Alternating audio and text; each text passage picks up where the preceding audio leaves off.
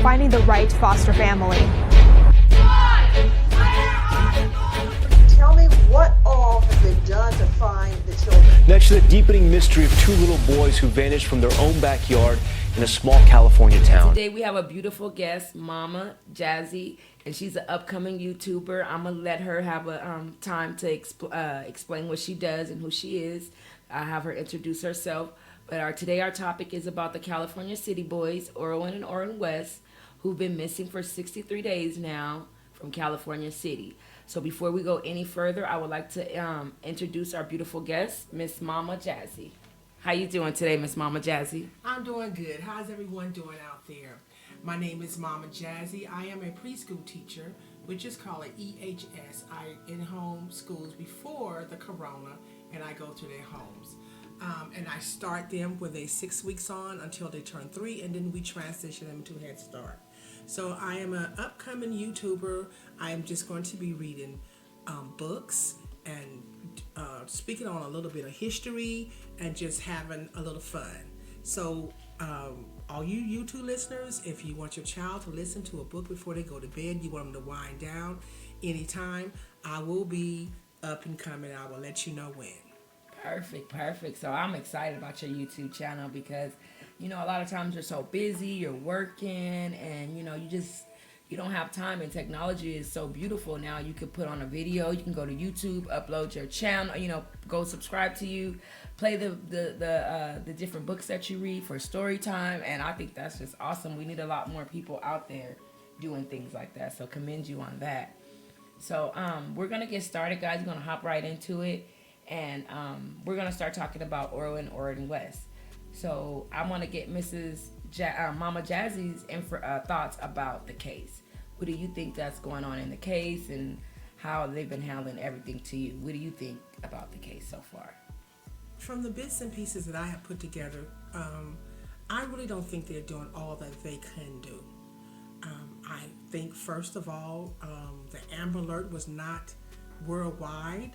It took too long for people to find out about this situation, and I'm not all satisfied. I don't think they're working hard as they could possibly work because there's no trace, there's anything. Every morning I wake up just about and I ask my daughter-in-law, you know, anything new happening with the babies, because I call them babies because they're my babies. That's how I see children, as babies. So I asked them, have anything happened with the babies? Any new development? Nothing. So I don't think they're doing all that they can do. What do you think that they could have done different as far as the parents, the adoptive parents? What do you think that they could have done different so far if that was you and your babies went missing? Not trying to blame anybody because we don't know what happened to the boys. You know, they could be innocent for all we know. But what do you think that you would have did different if you had adopted two boys and they were missing? First of all, I don't know. Everybody's emotion is different. Mm-hmm. But I didn't feel that they were sincere about wanting to find those children. Myself, I couldn't have had that much control on television, but I'm a different person and my emotions probably weren't different. But I didn't feel that they were, you know, upset or, you know, distraught or anything like that. I felt like I was more distraught than they were. And I never seen those children a day in my life. So I think, first of all, I think the Amber Alert should have been worldwide, like all these other kids that's missing in LA, different places. Mm-hmm. Everywhere you go, everybody's phone is ringing. Everybody knows about it. Everybody's stopping because they want to know what's going on. And when they say missing, everybody wants to know what kind of car they in or whatever, even though they didn't have that kind of information, but just the point that they were missing, what they look like. You never know what could have happened or how someone could have helped those children if the Amber Alert, the worldwide Amber Alert was out. Now, I don't know if it's worldwide, but I just know all of California should have heard about it. That at least all of California. So you say you live in California, obviously. So how far do you think you live from that California city, which Bakersfield area? How far is that? Do you think that Amber Alert would have activated on your phone because you're in the distance? That is it supposed to be when the Amber Alert is that for the whole state of California, or is that just for that county? Well, see, I'm not for sure about the Amber Alert laws, but I just know that when other children are missing, like in LA, and we live like 2 hours away from LA, so I just know when it's them, we hear about it. The phone, you be at work, you can be in the bathroom, the phone is going off, and if you guys hadn't just stumbled on it, we would have never known anything about those 2 poor babies missing. So I think from the beginning, they could have started out much better with the Amber Alert. That's very important. I thought that was the purpose of having an Amber Alert. Why would you just say 2 children are missing in your area and you don't even know how long they've been missing? Maybe someone could have said, oh yes, I remember seeing those kids, or yes, even if it was false, it's some kind of hope. You never know what it would have led to. So what did you think about the adoptive parents interview? Let's get your intake on that. Well, to me, like I said, some people are more emotional than others. They didn't seem so worried to me. They was just, I can't even, and his stance was looking like, well, okay, they're missing.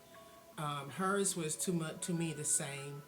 The mother, the biological mother, was very heart-wrenching. I felt her pain, because she was in a lot of pain. And the adoptive parents, I really can't say, because I'm not supposed to judge, but I just didn't feel anything. I didn't feel any remorse for them.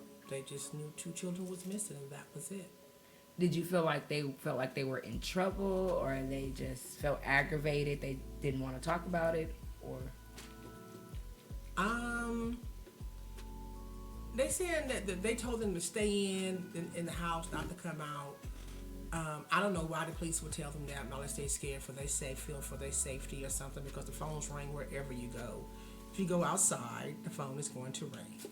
So, and I think that they could have made me stay inside, because I would have been doing everything impossible for me to look for my child. Nobody could have stopped me, because when they was out there looking, I'd have been looking too. Now, we might have took turns staying at the house just in case somebody brought him back to the house.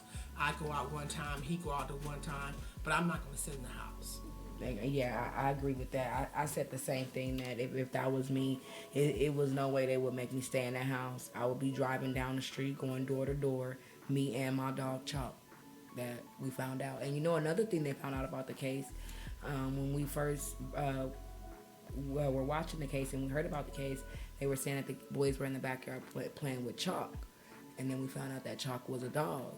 They never told us that Chalk wasn't a dog. Wow. I thought they was drawing things on the sidewalk or something. You know how you do chalk like that? I didn't know they was.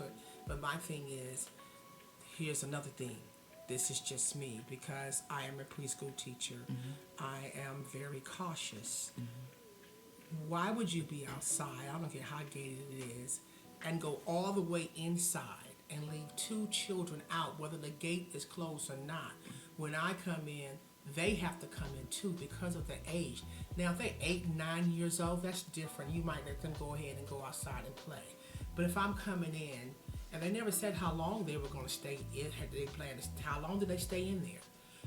So they never said that. Okay, so why would you go inside and leave 2 young children like that outside by themselves anyway? That's not understandable to me, because I myself, I wouldn't do that. And also he said that I guess he was getting the wood, but the wood was across the street from in the field right there where they live. So I guess that's why the gate was open. So he would go out. So I thought that the dog maybe would follow him or follow the boys or even bark. So what I'm thinking in my head is that he's going out, he goes get the wood, and then the boys just go walk off. So I need to know, did they have a mute dog?